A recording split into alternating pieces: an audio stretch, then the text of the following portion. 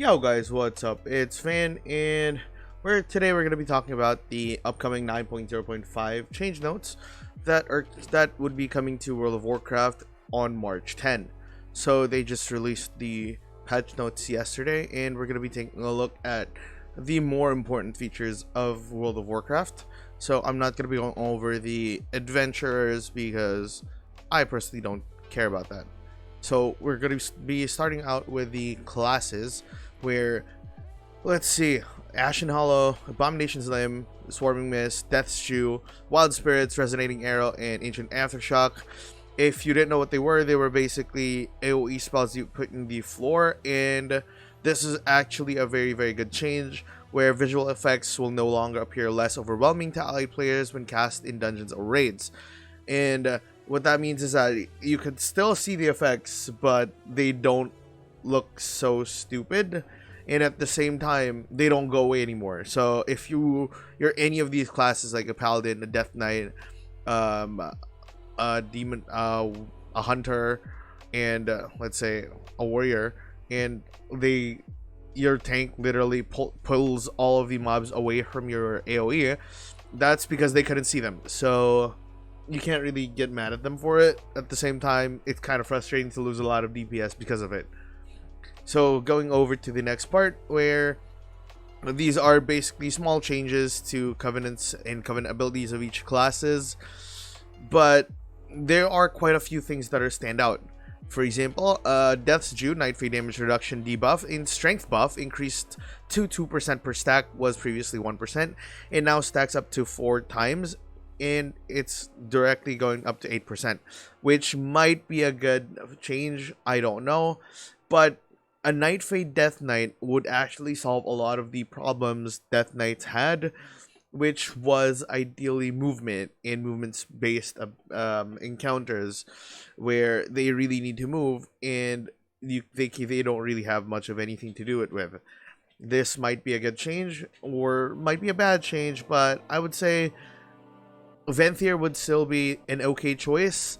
Night Fae would probably be an okay choice still, and I would still think that Necrolords would still be really the best for Death Knights, as well as Kyrian for PvP.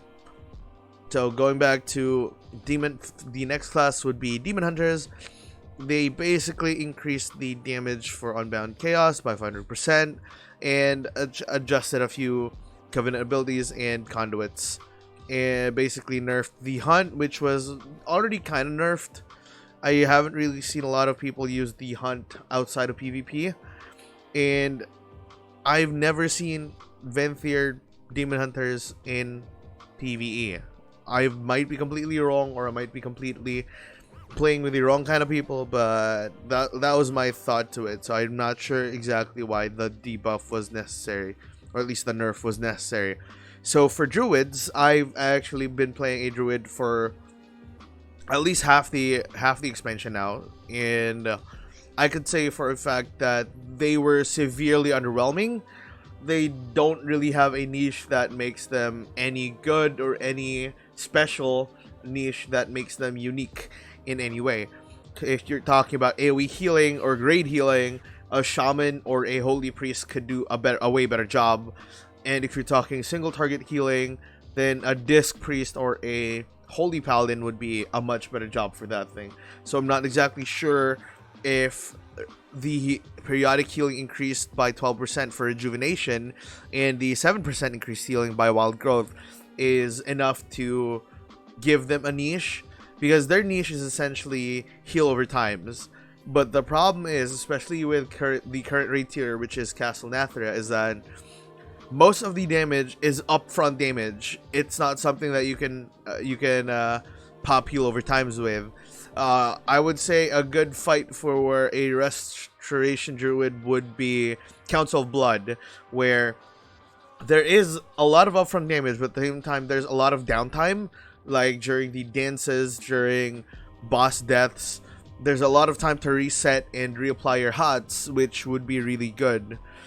Covenant abilities: Adaptive Swarm, which is the Necrolord. Damage and healing increased by 25%, and the effectiveness of periodic effects increased to 25%. And I personally don't think it would change how good Night Fae is. Convoke the Spirits is just really broken, and without Convoke the Spirits, a lot of the classes, a lot of the Druids' utility or viability would actually go away. So I wouldn't necessarily say it's a good thing, but I have started to see a lot of Venthyr Druids play Feral, so that might be a good thing. So going to the next class, which is the Hunter, and right now the Hunter class is my current main, and I've actually been loving the class itself. So fixed an issue allows the hunters to avoid the stated debuff when casting Primal Rage. Yes, minor thing. Fixed an issue that caused Feign Death to be cancelled when hunters open their map or use an emote, still minor, but a very nice quality of life change. Beast Mastery, Spitting Cobra, the talent damage increased by 260%. Now that might increase the viability of single target with Beast Mastery Hunter, but I think the other talent rows in that area would still be better. So with Marksmanship, fixed an issue where casting Volley right after an aim shot that benefited trick shots would sometimes not apply to the trick shot effects, is probably a bug that they weren't intending at all, so the fix is the same. It's the same with Survival. So fixed an issue where Resonating Arrow could fail, and again, the Resonating Arrow is just a small bug fix. Death's Chakram though, damage increased by 15%, that might be good, but for Survival, because I wouldn't really know where you would place it in a rotation for Marksman or Beast Mastery. With Flayed Shot as well, it is a nice quality of life change where it no longer costs 10 focus, but that's basically ideally a single target thing where it does increase the damage of your execute phase by a lot, but at the same time throughout the entire fight you're not going to be doing that much damage. So fixed the Conduit issue where Marksman's advantage buff to be removed when another player's Hunter Mark was applied. Fixed an issue sometimes caused brutal projections to expire early. Well, that's about it. So Covenant abilities with Mage, Radiant Spark increased by 25%, duration increased to 25 seconds, and that might be a good buff because of the spell power increase to 15%. Now I'm not exactly sure, but I still think Mages the Night Fae ability on Mages would still be better. So Mirrors of Torment on Venthyr, Fire Blast cooldown reduction was 4 seconds, so that's slightly a nerf. So Mistweaver, so Mistweavers are funny because I've played with Mistweavers that are really good, but at the same time they kind of fall in the same niche as Resto Druids where they don't necessarily know what they're best at. They're good at a lot of things, but in terms of like overall utility, they don't really have that much. So this also is sort of a buff, not really a nerf, because it reduces the mana cost for a lot of their spells, which is Vivify and Renewing Mist. Going over to Windwalker though, Windwalker is getting a lot of fixes, but at the same time it feels like a big nerf rather than fixes to me. So Zuin the White Tiger, which is one of your biggest cooldowns, is now vulnerable to Hibernate, Polymorph, Fear, Crowd Control effects. What that means is in a certain fight, like in PvP, you can actually poly them, you can actually hex, you can actually fear them now without having to worry about the viability of it. So Touch of Death is now affected by Mastery combo strikes, so that might be a good way to scale up the damage based off of Mastery. Fix an issue, cause Storm Within Fire to break enemies nearby stealth. That's what I meant. So like a lot of the things with Windwalker, especially in PvP, is that they kind of cheat. So this is one of those cheats, and it's the same with the next one where Suyen was able to target enemies, and the same where Tiger Palm grants an additional stack of Mark of the Crane when Storm Earth and Fire is active. Mark of the Crane to be maintained permanently when fighting a single target, and prevent Storm. And this one though I think is a good fix. Fix an issue that could prevent Storm, Earth, and Fire spirits from using Fist of Fury, Rising Sun Kick, and Whirling Dragon Punch. I think that's a big fix because I think that's where a lot of the damage from Windwalker monks come from. And this is also a bad fix. personally, I think, because an issue that allowed Storm Within Fire to continue channeling Fist of Fury after the Monk's Fist of Fury challenge ended. What that means is, if you get into a window where you can cast another Fist of Fury right as yours ends, that would mean the illusions you have, your clones, would still be casting it even though you're no longer casting it. Fixed an issue that could cause spinning crane kicks. Damage to not properly increased by mark of a crane if targets die with the monk's mark active, which is a really good thing. Fixed Feline Stomp, which is just a minor thing. And a minor buff to the Venthyr, Falling Tiger, and Ox adepts. So going to Paladin. So I think Paladin deserves a huge nerf because they are one of the biggest single target healer classes in the game right now. And what's worse is that they don't need any mana at all. They are a class that has zero need for mana. So Holy Shock now costs 16% mana, was 14%. Ardent Defender's Heal now has a visual effect. And Vanquish's Hammer now generates 1 holy power than used. These are minor changes, but I think the Holy Shock nerf is not that big, but I still think it's stepping to the right direction. Extra spells from Marine Clarity Kyrian now have a longer delay between hits, okay?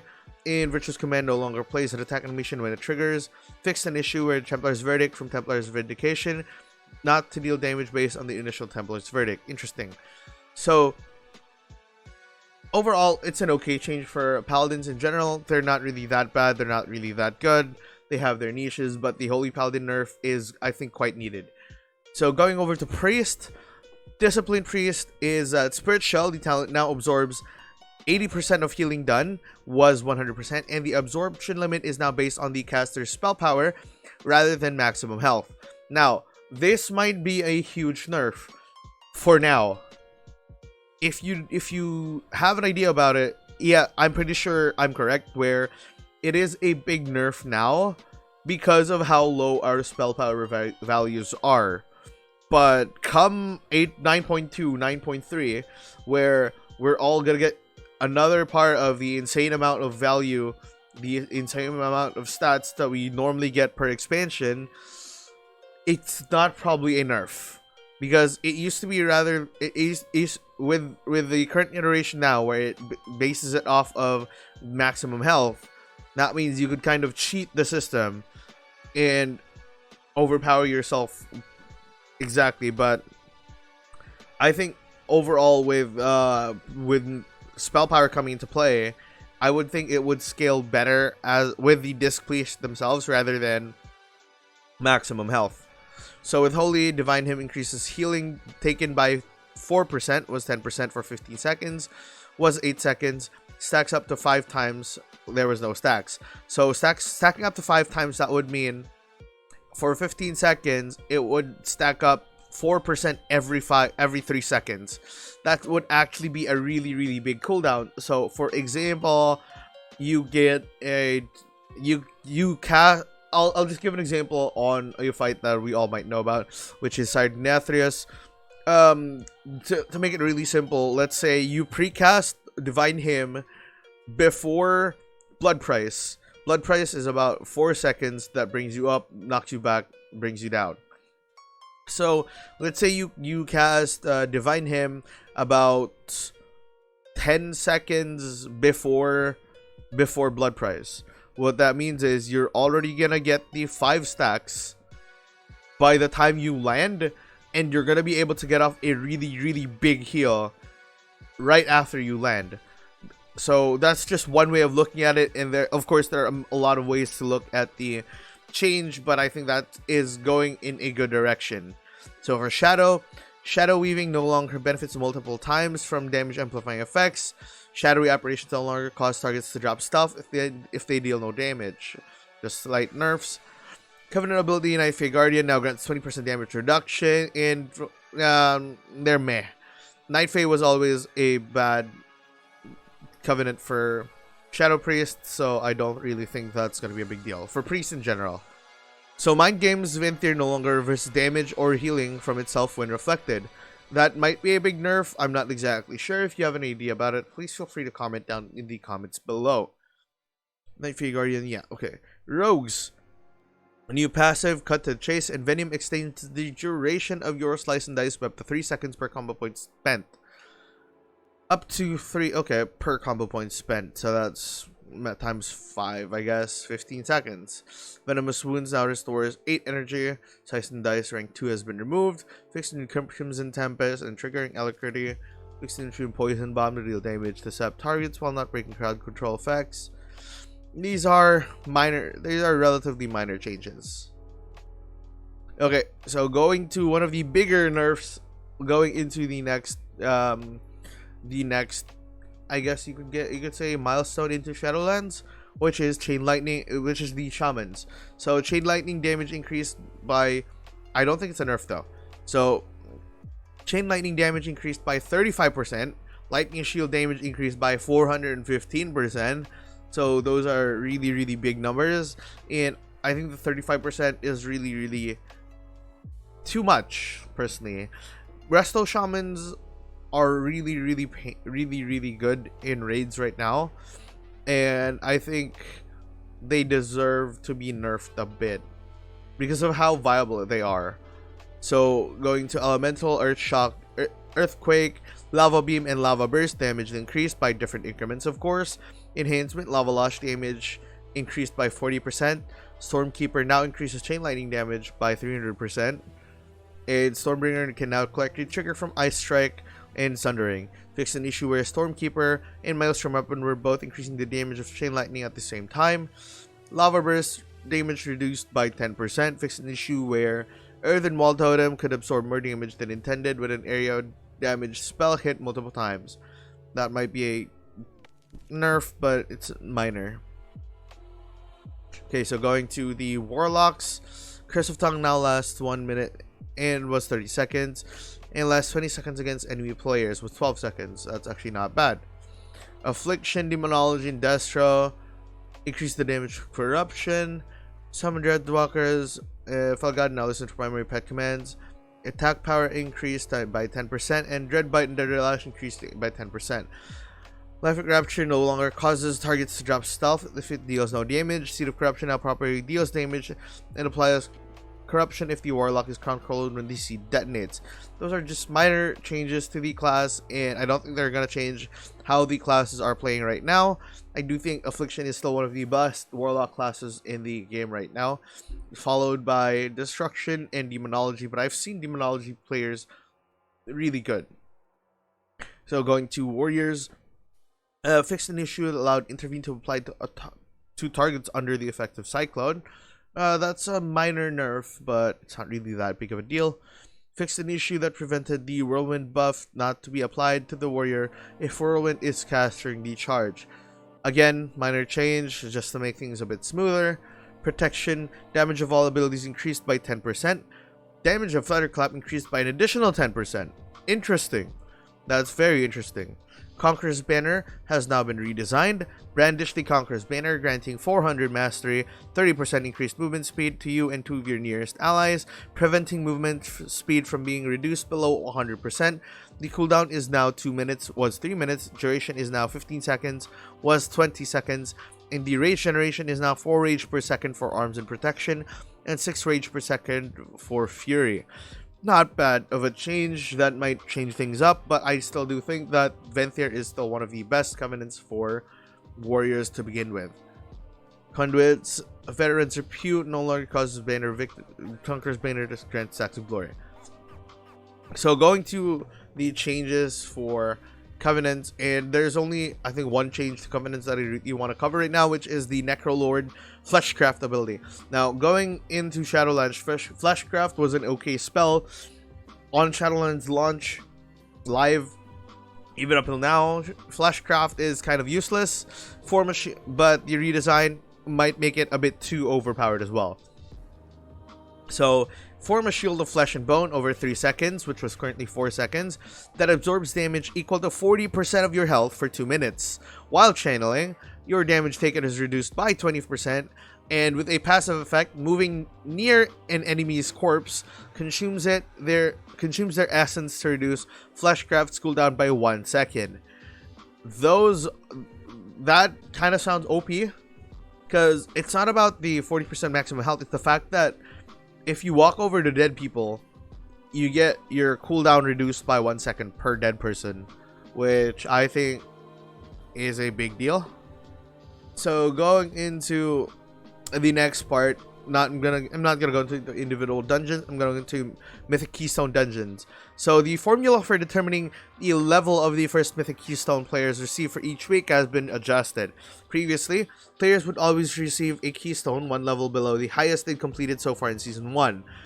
After this change, Keystone level will continue to decrease by 1 week per week until players again complete a higher level Keystone. For example, a player who completes a level 15 Keystone will receive a level 14 Keystone the following week.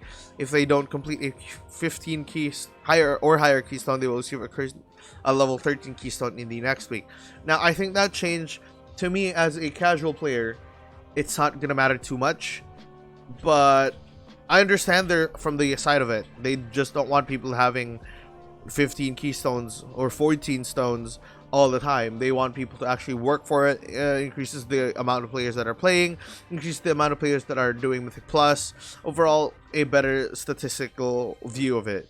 But for the people that are pushing the 15, 16, 17, 18s, it's going to be frustrating because you're going to have to do it once a week. You're going to have to push keys once a week, even if you don't want the affixes or if you're taking a break for that week, mainly because of how bad the new system is. It's not going to be that big of a deal. So the next part of it is going to be the item rewards and the community voted mount. The Wanderer Ancient is now available, so we get that for free. We voted for that for quite a while now. And gear acquired from Mythic Keystone dungeons are now upgradable with Valor, a new currency that is earned from completing Mythic Keystone dungeons and Covenant Callings. The weekly Valor cap will start at 5,000 Valor, earnable in the first week, and will be increased by 750 Valor each week. There will be a maximum of 1,500 Valor a character can hold at a time. Gear that dropped before the patch is unable to be upgraded. Initial item level upgrade is 200, requires Keystone Explorer at 207, which completes all 8 Shadowlands dungeons at Mythic 5 or higher within the time limit, 213 at Mythic 10, and 220 is at Keystone Master, which is to Mythic 15 or higher. Completing a Mythic Keystone dungeon after the timer is ended will now reward a second item. This item level second item will be slightly lower. For example, finishing a Mythic 7 Keystone dungeon but not completing the timer rewards the party with an item level 200 item and a 197. That's fine, and I personally have no problem with this system other than the fact that it's still not going to be as good as Conquest. The reason being, you're locked behind content. So, if you didn't know, Conquest, if you have 2400 rating with PvP, you can upgrade your gear to 233 and 226. With this change, with Valor changes, I think it's a good direction, but not enough. Mainly because not everyone wants to raid, not everyone wants to Mythic Plus. There should be options as to what they want to do, what they can do. If I want to be raiding all the time, this won't bother me at all because raiding drops to 226. But if I don't want to raid, I just want to use all my time in Mythic Plus, this will bother me a lot because I'm going to be ideally 6 item levels behind raiders and PvPers. Now, I understand that raiding and PvP will never be the same. Raiding will always be the forefront of what Blizzard want, and that's always gonna be the case. But at least they should have tried to make it a bit more equal to PvP as well, because raiding right now isn't the best source of gear. PvP is. You can get item level 233 from PvP, and relatively easier than you can get from Mythic raiding. So, Mythic rating drops 233 on the last 2 bosses, which is Soul Legion Generals and Sardonathrius. And those 2 are the hardest of the fight. I would say Mythic Sludge Fist, but at the same time, he doesn't really drop anything other than 226. So, the Great Vault loot requirements is now defeat 369 raid bosses, was 37 and 10. It's a great change, meaning if you're still progressing on a boss like Heroic Sardonathrius, you're still gonna get a chance to get loot at the end of the week and still be able to progress at the same time with more choices. So potency conduits now also drop in Castle Nathria. Once players reach 40 around their covenant, the weekly quest together Anima will now reward you with 1,500 gold. Okay, so that is the max right now. Once players have recruited the maximum amount of souls in their covenants, your weekly quest to rescue souls from the maw will now reward you with 500 Anima. Okay, rhinestone sunglasses can now be used in transmogrification and will appear in your collection. Okay, vendor prices for items below have been item level 75 adjusted. Lightless. Okay, hunger pack trinket. Okay, and barrier generated toy. Okay, not really. Okay, going into legendary items, which I think is quite a lot, but this will be the last topic I'm going to be covering. I'm not going to be covering PvP and the mob because I think they are just right now, and especially with Torghast, like I don't even want to deal with that. So we're going to go back to the legendaries, and that's going to be where it's at. Okay, so with Death Knight Bloods, pheromones now grant 10% haste while inside your Death and Decay, not bad. Crimson Rune weapon now generates 5 bone shield charges, reduce the count. Okay, meh. Vampiric Aura now causes the duration of Vampiric Blood by 3 seconds and grants, okay, Gorfin's Domination now also grants 45 runic power when Vampiric Blood is used. That's not bad. Okay, that might be viable. Reanimated Chamber's explosion damage. Next, Found Bombardment's buff duration has been increased for 40 seconds. Was 30 seconds. It's okay. Dark Glare Medallions change the trigger. Increased to 40%, was 20% now from Zero Fury. The Fury of the casted Eye Beam or Fell Devastation. That is not bad. That might work. Burning wound damage over time increased 100%. Immolation aura damage increased by 65%. Was 50%. That would actually make it really good as well. The casted Eye Beam from Collective Anguish now summoned ally now always deal critical strikes. In Spirit of Darkness, Flames Firebrand, instant damage. Okay. Cat Eye Curio now restores 30% energy. Next, inverted extender of time on the Swiftman target. That's still useless. This is still not gonna help. And Legacy of the Sleeper's Berserk. Description now notes. Okay. Hunter. Beast Mastery. Dark Command now has a 30% chance to trigger, which was 20%. That's still pretty crap. Rylai Stalker's Piercing Fangs. Critical damage increased to 35%, was 20%. Now, I think that's one of the biggest changes to this kit right here. It might be better than a lot of the other more generic legendaries now. Like, for example, the... I forgot what it was, the bomb thing, where if you cast a target trap and a flare, it burns the target. That might make it a bit better now. And if we're gonna get to equip 2 legendaries in the future, that might be a good one to pick up. Flamewalker's Cobra String now has a 50% chance, was 25%. Eridan War Order now resets the cooldown of Kill Command, was reduced to cooldown of 5 seconds. It has an additional passive effect. Barb Shot deals 10% more damage. That's kind of useless. Barb Shot isn't for the damage, it's for the frenzy. Surging Shot. So with Marksmanship, Surging Shot now causes rapid fire to deal 35% additional damage. It's okay, not really that big of a deal. It's more of an AoE thing. Eagle Talon's True Focus now increases the duration of True Shot by 30 seconds and reduces all focus cost by 25%, was 50%. This is a big nerf. This is a big nerf because that means you can't pump out as much aim shot as you want.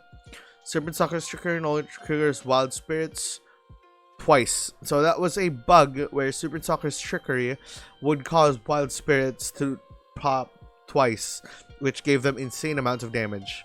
Latent Poison Injectors, damage increased by 15%, which is an okay change, not really gonna care.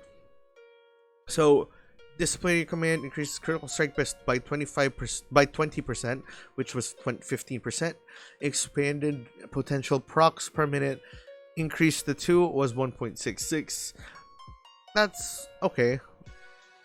That's not bad.